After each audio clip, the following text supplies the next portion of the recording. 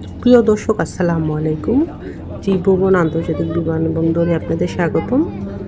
ত্রিভুবন আন্তর্জাতিক বিমানবন্দর হচ্ছে নেপাল কাঠমান্ডুতে অবস্থিত আন্তর্জাতিক বিমানবন্দর। এটি শহরের কেন্দ্রস্থল থেকে 6 কিলোমিটার দূরে কাঠমান্ডু উপত্যকায় অবস্থিত। এটি নেপালের একমাত্র আন্তর্জাতিক বিমানবন্দর এবং 1949 সাল থেকে এটি বিমান ঘাঁটি হিসেবে কাজ করেছে।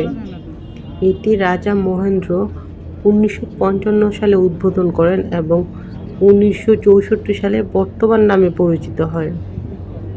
এই সুখ্যাতির সাথে সাথে ত্রিভুবন আন্তর্জাতিক বিমানবন্দরকে খুব বিপজ্জনক আন্তর্জাতিক বিমানবন্দরও বলা হয়ে থাকে, কারণ এটা রানওয়েটা চারপাশে হচ্ছে প্রচুর পাহাড়ে ঘেরা।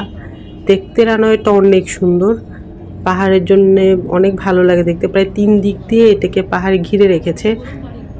এই জন্যে অনেক সময় প্লেন অ্যাক্সিডেন্টও করে। এই জন্য এটা যত সুন্দর ঠিক ততটাই বিপজ্জনক। আর এটার আকাশটা এত সুন্দর, মেঘগুলো মনে হয় এত স্বচ্ছ, হাত দিলে ধরা যাবে এরকম লাগে। শুরুতে এটি ঘাসের রানওয়ে ছিল। 1957 সালে কংক্রিটের আস্তরণ স্থাপন করা হয় এবং বেশ কয়েকবার সম্প্রসারণ করা হয়। ত্রিভুবনের প্রথম জেট বিমান নামে 1967 সালে এবং জেট বিমান নিয়মিত পরিচালনা শুরু হয় 1972 সাল থেকে। এতক্ষণ আপনাদেরকে ত্রিভুবন আন্তর্জাতিক বিমানবন্দরের রানওয়েটা দেখালাম।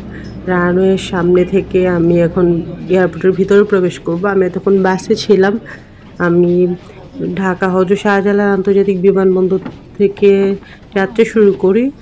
আমার ফ্লাইট ছিল 10:30টায়, বাট আমার ফ্লাইট ডিলে হওয়াতে আমার ফ্লাইট 2:30টার দিকে। তো এখানে আসতে আসতে প্রায় 4টা 4:30টার মতো বাজে এখন। তো এখন আমি এয়ারপোর্টের ভিতরে প্রবেশ করব। এতক্ষণ আপনাদেরকে রানওয়েটা দেখেছি। এখানে আমরা সারিবদ্ধভাবে যতটা সম্ভব দাঁড়িয়েছি। এখন আস্তে আস্তে এয়ারপোর্টের ভিতরে প্রবেশ করব। তো বাংলাদেশ থেকে নেপাল কাঠমান্ডু পর্যন্ত আমার এয়ার টিকিট পড়েছিল পার পার্সন 50,000 টাকা। আমরা 3 জন একসাথে টিকিট করেছিলাম 1.5 লাখ টাকা। আর আবার রনি আলাদা করে টিকিট করে আমার দেবর, ওর আলাদা করে একটু কম পড়েছে, 40 পড়ে। এয়ারপোর্টের শুরুতের দিকে এরকম একটা বৌদ্ধ মূর্তি দেখা যাচ্ছে। আস্তে আস্তে আমরা ইমিগ্রেশনের জন্য সামনের দিকে যাব।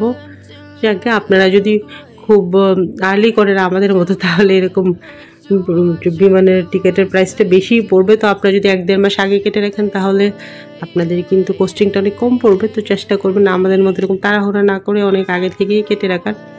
তবে এয়ারপোর্টটা ছোট্ট, বাট আমার অনেক ভালোই লাগছে, পরিষ্কার পরিচ্ছন্ন সুন্দর। সবাই আসতে